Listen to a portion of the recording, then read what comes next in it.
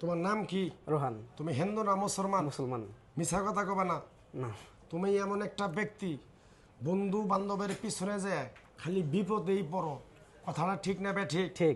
রাগ করলা না। তুমি মানুষকে বলো আমি ওইখানে যাব না, আসলে একটু পরে ডাক দিলে আসলেই তুমি তার পিছে যাও, গেলে পরেই তোমার ক্ষতি, কোনোদিন লাভ হয় না। ঠিক না বে? ঠিক ঠিক। রাগ করলা না।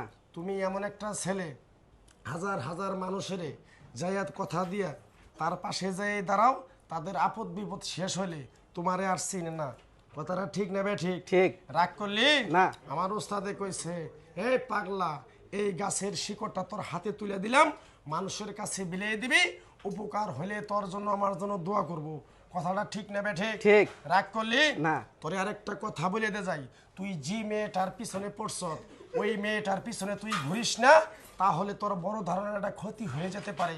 আমি কথাটা কি কইছি বুঝতে পারছ? জি।